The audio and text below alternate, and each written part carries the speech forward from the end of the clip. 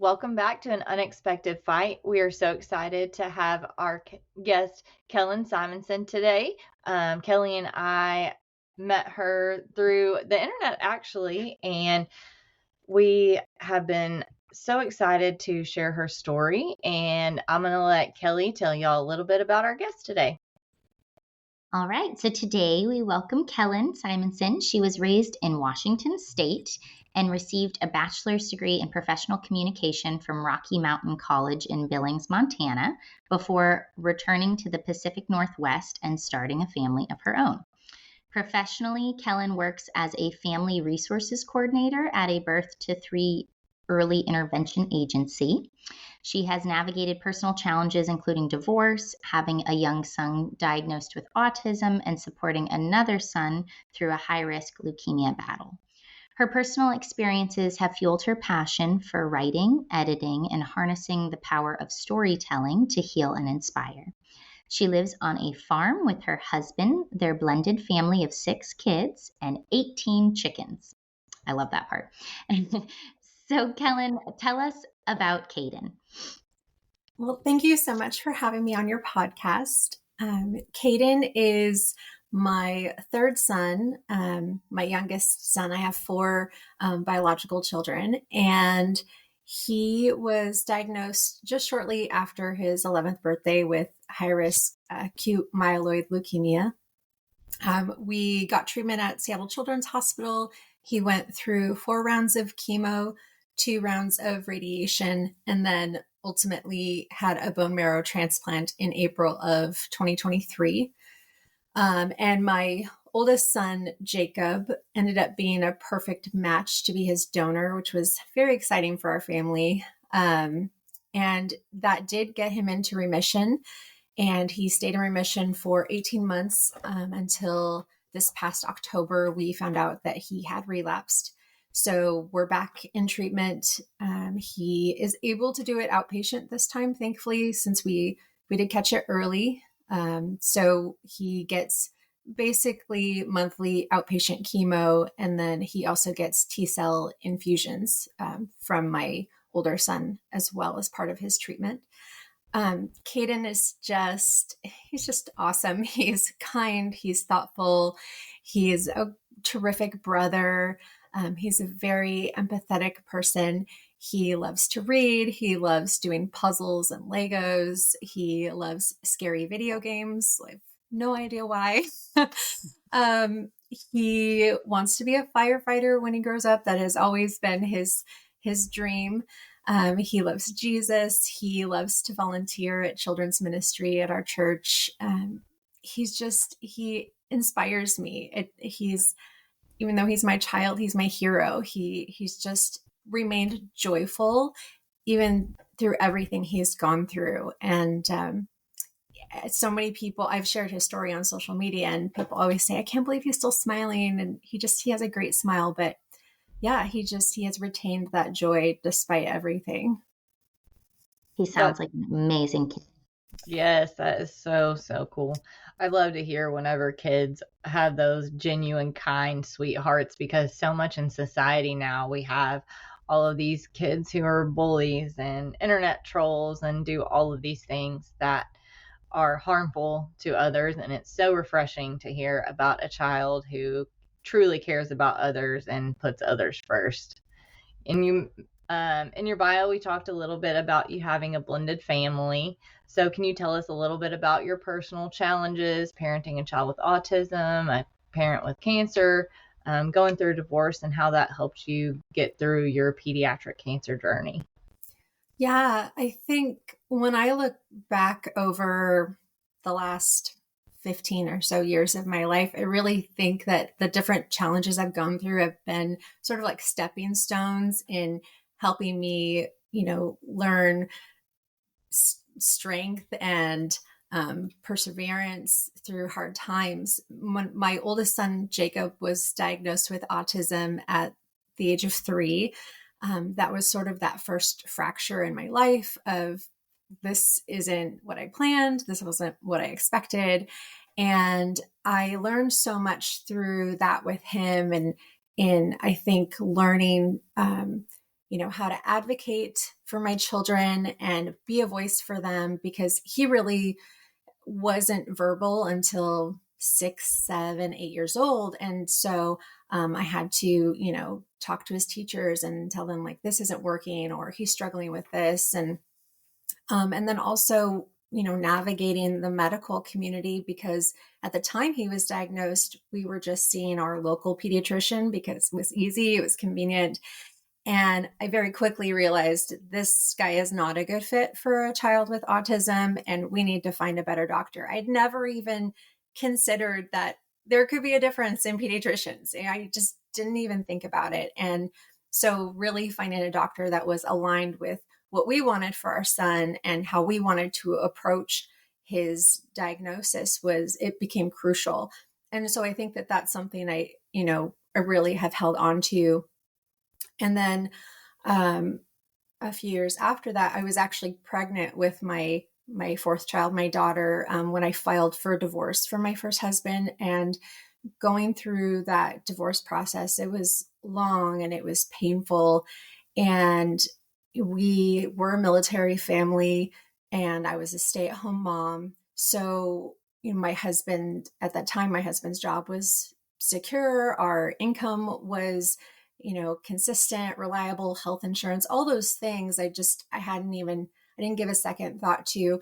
And so then when all that flipped and I find myself as a single mom of 4 kids, I'm really having to learn to navigate and, find resources that we needed and learn to live on a fraction of what we were living on before. And it was several years of being a single mom and learning that I am strong and I am capable, and I can provide for my kids. And I really grew as a person. And I also grew in my faith because I had to just give it over to God. I had to trust that he would provide for us and he would take care of us. And he did. Not that it, wasn't hard. It was incredibly, difficult at times. And then also a huge piece of that is going through that divorce, I developed community, and our church really came around us and was there for us. And I developed really strong friendships. And then several years later, when Caden got sick, it was those same people that rallied around us again, and they prayed for us, and they sent encouragement letters to Caden in the hospital and sent me Starbucks gift cards so I could get coffee when we were in the hospital. And you have to have that community. That is just so crucial. I know you both understand when you're living in the hospital with a child going through cancer, it's lonely and it's isolating. And I can't even imagine doing that without community. There's just no way. Oh, I absolutely agree. I've told our story many times about how our community rallied around us during Nora's diagnosis. I don't think we would have made it without them. You brought up a couple good points. The first one, every time we do these interviews, I feel like there's a lot of lessons in there for maybe new cancer families going through this experience. And one of them you said was getting that second opinion, finding a doctor. Doctors are amazing, but they are just people, and some of them have more experience in one field than another. So that advocacy is so very important. And then also, as far as your community rallying around you, we know that Caden's going through a relapse, and I'm so sorry you're having to deal with that. But I want the community and people to understand that even though this is your second time going through this, you need more support than ever. I hear from a lot of cancer families that they get a lot of community support the first go around and in the very beginning. And then slowly that support fades a little bit over time. I don't know if people think, well, they've done this, they can handle it, but really it never gets easier. Childhood cancer is something you deal with forever, if you're fortunate to deal with it forever. And it's not easy, and everybody, needs that ongoing support. So, but you are an inspiration, and I think people listening to you, if everything you've been through, it's very inspiring, everything you've done and the advocacy you've put forward for your kids. I just want to applaud you for that. Yeah, so, amen to that. Tell us more about, with a blended family of 6 kids and apparently 18 chickens in there somewhere, in a busy farm life, How have your family dynamics and daily routines kind of helped you maintain this strength and resilience that you have? Yeah, we're very busy. A couple of our kids do sports, and there's all kinds of different activities going on all the time. But it's good. Like it's a blessing to be part of this family. And living on this farm is such a special place. It's been in my husband's family since the 50s, and it's beautiful and it's quiet and peaceful. And when we would come here in between inpatient treatments, this was my escape to just sort of like decompress and let go and, not be in a hospital room and listening to all the beeps and the sounds and codes. And, being in Seattle, it's a very big city. It's busy. It's totally different from where we live. So this was a nice escape for me, to just come and walk around. And even now, I can get so much in my head thinking about what Caden's going through and what, is down the road for us. And so just like, going outside and going for a walk or working in the garden or, planting new flowers, like focusing on happy, beautiful things like that it's so good for my soul. And it's so necessary to have that sort of escape. And then I have to give so much credit to my husband. He does most of the farm chores anyway.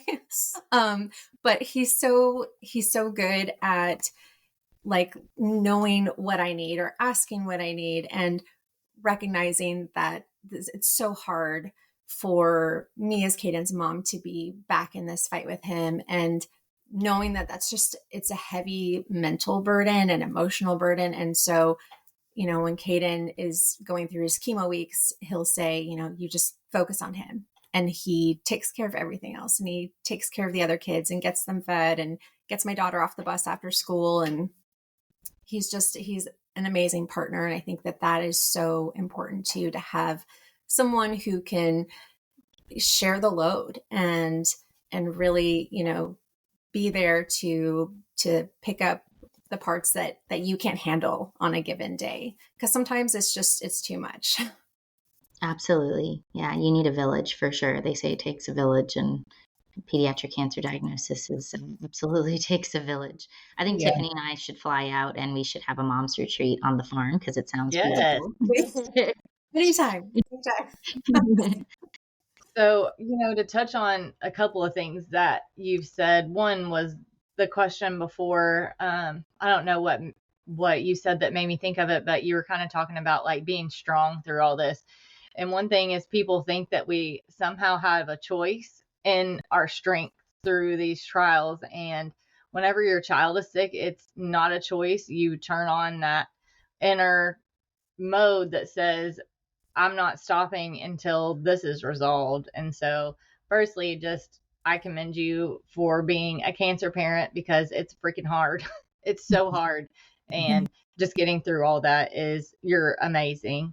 And, secondly, I think probably us three are somewhat different than several cancer families because we've survived our children's cancer diagnosis with a spouse. I think that a lot of marriages crumble through these hard times. And I just think that that's so special and important that, like, just that you've talked so well about your husband and how well y'all have worked together. And I think that's also a crucial part of getting through this. And if there's people listening who are struggling with that, like, I just encourage you to go get help because talking to somebody is important. Being able to work through that is important. This is a hard, hard journey, and it can end the best of marriages. So just, stick to it, tough it out, have grace with one another. So yeah, that's all of that little tangent I'll have, I guess. But so you are a family resource coordinator in an early intervention agency. So what are some strategies and insights that your role in that has helped you with your cancer diagnosis with your son? Well, I think it was helpful because I already was aware of what a lot of the resources that exist out there just through my work. And then also occasionally we will get children who have either gone through cancer treatment and now they're getting early intervention with us, or they're still going through cancer treatment, but they need that early intervention because cancer treatment delays development in infants and toddlers. And it's so important to stay on top of those. And so I feel like when I've had those families come through, I can just, really tell them, I understand what you're going through. I get it on a very personal level. And one thing I have always told my families is give yourself a lot of grace. You're doing the best you can. And so I've sort of been like saying that back to myself through this process. It's a different situation, but that, like you were saying, like you give each other grace, give yourself grace. It's all you can do sometimes to wake up and like get a shower and like, okay, we're going to do this. In another day, we can do this. Mm-hmm. One day at a time. Mm-hmm. So you wrote a chapter in a book, to skip to another topic, which I think is incredible. It's something I've always thought about. I never necessarily thought about writing until my daughter was diagnosed. So I think maybe it's an outlet.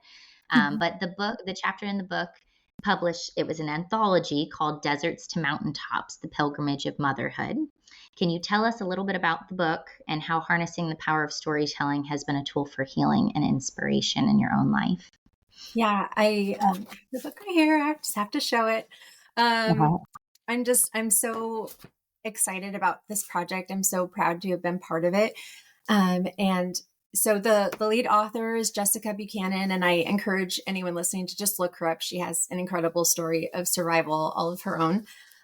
But there are 22 stories in this book, and they're all around the topic of motherhood, and just very inspirational.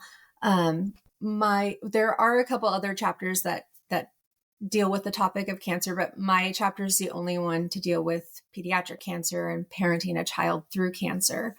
And when this project sort of came my way through the internet, the power of Instagram, Caden had been in remission about 10 months, and, we had gone through this massive experience together. And yeah, I think, like you said, I was sort of looking for an outlet. I have always wanted to write and just didn't know what that might look like. And then this seemed like the perfect opportunity. And then through writing, it was really a way for me to process all of those emotions and everything that we had gone through together, thinking back on, how it started, and then, kind of picking up the emotional pieces and like deciding, okay, we're going to fight this, and harnessing that strength. But it's so complicated too, because, I dealt with mom guilt. I went, 9 months with hardly seeing my other children because we're living in the hospital, and, you feel like you're choosing one child over the other, but this is where you have to be. But it doesn't make it easy as a mom. It's so complicated. And then also, as I wrote the story, realizing that, yeah, this was really, really hard, the hardest thing I've ever experienced in my life. But then we also had these moments throughout that were so joyful and so special. And I think because of the situation where we were in, it really heightened the joy. Finding out that my oldest son was his perfect match to be a donor, that was such almost like a magical day, to get that news. And then my husband and I, we actually got married, a month before the bone marrow transplant, and Caden walked me down the aisle, and that was just so special. I'll never, ever forget that moment. And then another story that I share in my chapter, was Caden has always loved the time 7-Eleven, because of 7-Eleven Slurpees. And so anytime he would see 7-Eleven on the clock as a kid, he'd joke, "Mom, we need to get a Slurpee." And so leading up to his transplant, the couple weeks leading up, we asked people to stop at 7-Eleven and just pray for him, pray for his transplant to go well. I was getting messages from people in every time zone. Like, I just prayed for Caden at 7-Eleven, and it was just really special and just kind of fun. And then the day of transplant, we were scheduled to get the cells for him around lunchtime, but the delays kept happening with the lab, and they just kept pushing it back. And so finally in the evening, the nurse came in and said they had the cells and they got everything hooked up. And transplant is it's almost kind of a deceiving term, because it's just like getting a blood transfusion, the process of it. And yeah, right. He played Xbox while it happened. Like, it's not like a big surgical thing. But anyway, as soon as they hooked up the cells and it got started, my mom's phone alarm went off, and it was 7-Eleven.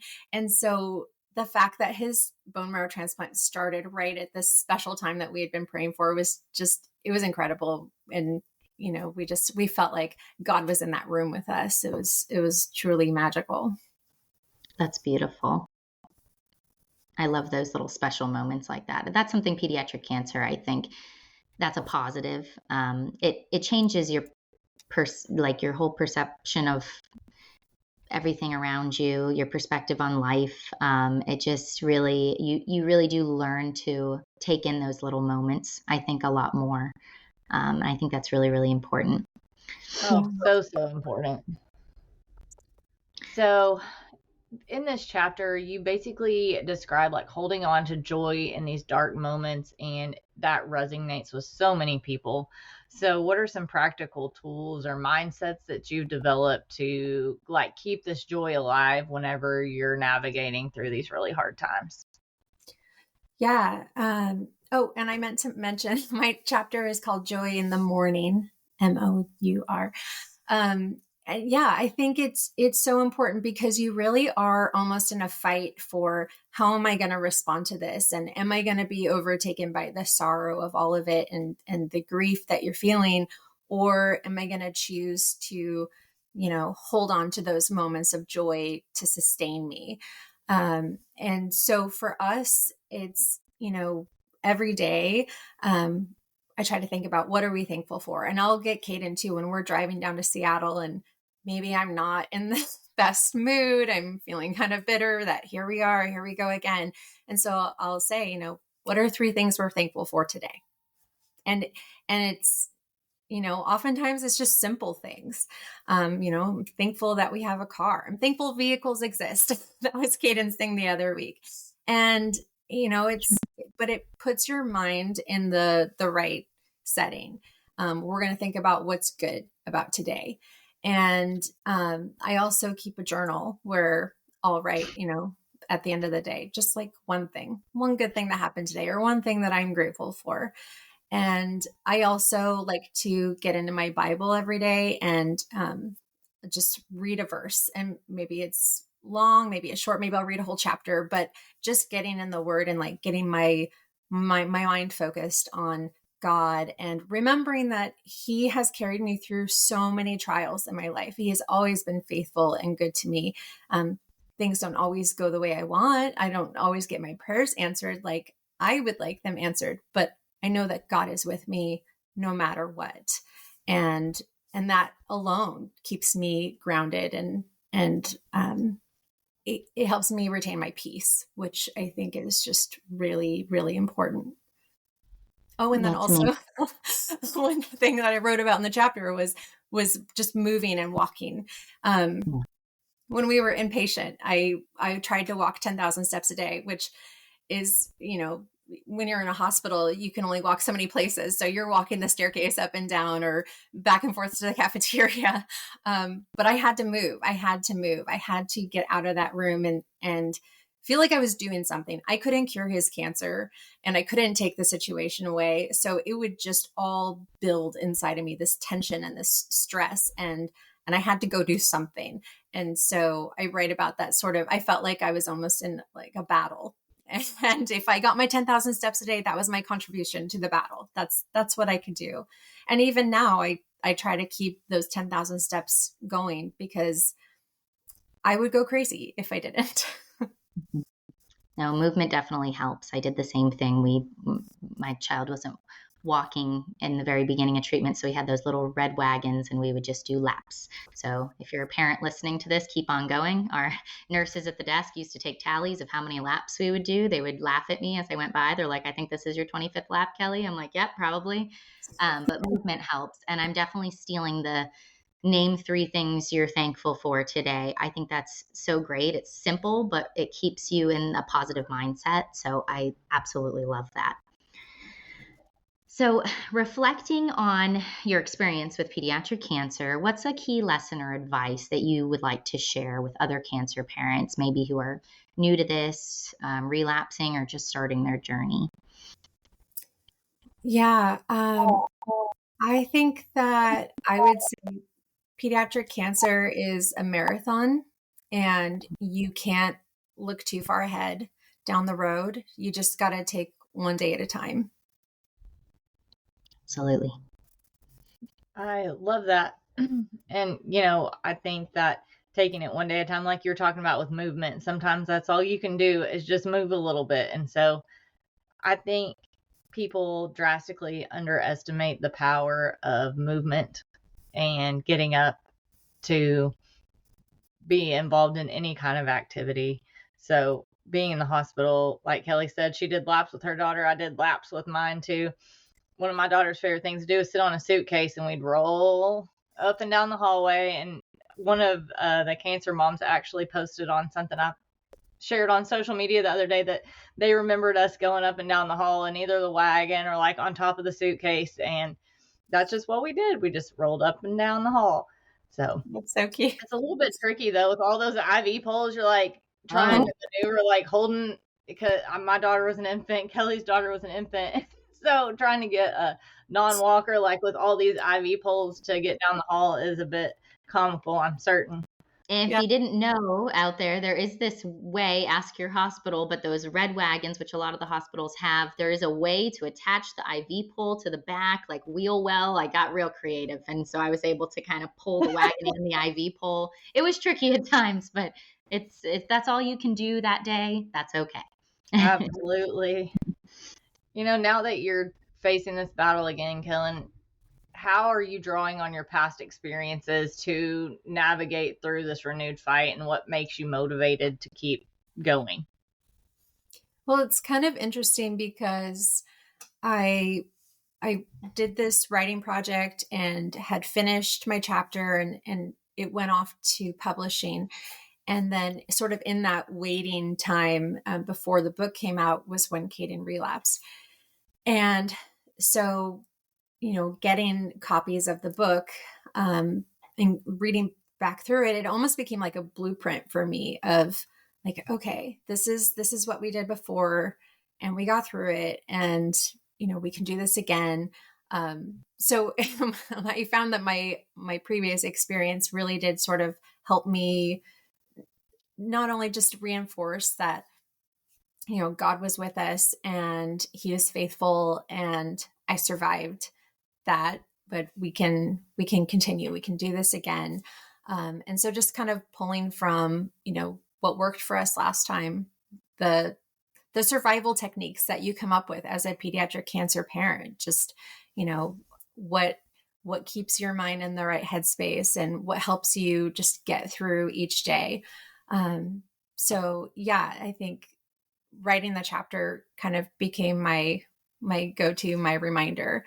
And so I'm just drawing on my faith and my family and focusing on, finding the joy in each day to get us through this road again. Absolutely.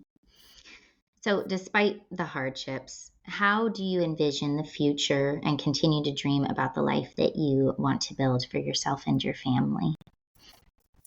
I just have to focus on seeing a future with Caden in it. I can't think of any other way. I picture him graduating high school and college and getting married and, bringing the grandkids over to visit. And one thing that I hold on to is when he was much younger, He went through this phase every morning where he wanted to get up and make my coffee for me in the Keurig, but he was making my coffee for me. And then we'd sit and just talk. And one of those mornings, he said that when he grows up, he's going to live next door to me. And before he goes off to be a firefighter during the day, he's going to come over and make my coffee, and we'll have coffee each morning. And I just hold on to that. That's and beautiful. I just pray that will be our reality. And we're right there with you, pulling for him and praying for that moment, because that's beautiful. I want my child to come over and make me coffee before they go off for work as well. Yes. He just sounds incredible. You've got a very special little boy. Thank you. Yes, you absolutely do. And despite y'all's hardships, y'all seem to have really just persevered and just really worked through this in an amazing way, in a joyful way. And I just commend you for doing that, because there's a lot of families who don't get through this joyfully. They choose to have their glass half empty. And I think that the more joy that you can exude through these journeys, the better off you are mentally. And I just love that you've shared this with us today. So can you tell everybody where they can get a copy of Deserts to Mountaintops, The Pilgrimage of Motherhood? Yeah, it's basically anywhere you buy books, but Amazon is always kind of my go-to, just because it's so easy to buy on there. But yeah, Walmart, Barnes & Noble, any place. I love that. We'll include links to that too. So Yes. Thank you so much, Kellyn. Thank you for taking the time to share your story and talk to us a lot about hope and joy today. And we really appreciate having you. Thank you so much for having me. It was great to talk with you both. Yes. Thank you guys for joining another episode of An Unexpected Fight. Can't wait to see you next time.